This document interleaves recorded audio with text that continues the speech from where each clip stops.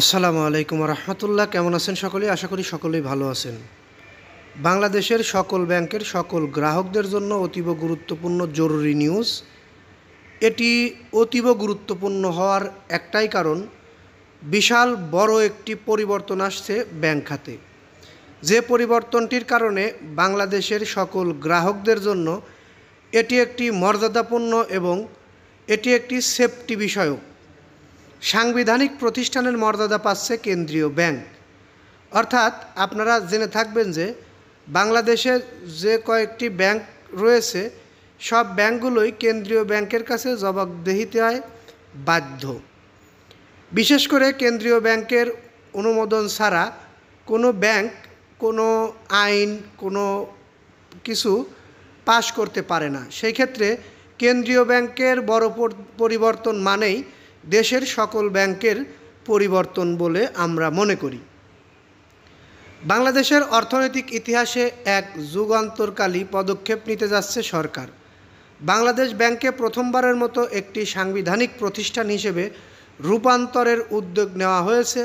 কেন্দ্রীয় ব্যাংককে আর্থিক খাতের পূর্ণ কর্তৃত্ব দিয়ে স্বায়ত্তশাসিত এবং জবাবদিহিমূলক রূপ দিতে বাংলাদেশ ব্যাংক অর্ডার 2025 নামে একটি অধ্যাদেশ খসড়া চূড়ান্ত করা হয়েছে।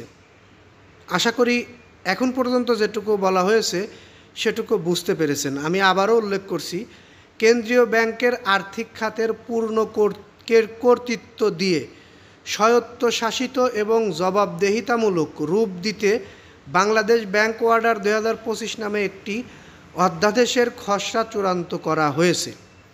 সরকারও বাংলাদেশ ব্যাংকের একাধিক উচ্চপদস্থ সূত্র জানিয়েছে, আইনটির খসড়া ইতিমধ্যে IMF ও বিশ্বব্যাংক পর্যালোচনা করেছে এবং চলতি বছরের ডিসেম্বরের মধ্যেই এটি অধ্যাদেশ আকারে জারি হতে পারে।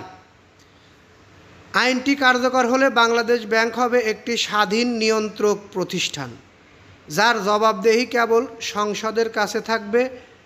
এর মাধ্যমে কেন্দ্রীয় ব্যাংকের নিয়ন্ত্রণ ও পরিচালনায় প্রশাসনিক হস্তক্ষেপের দীর্ঘদিনের বিতর্কিত অধ্যায় বন্ধ হওয়ার সম্ভাবনা তৈরি হয়েছে।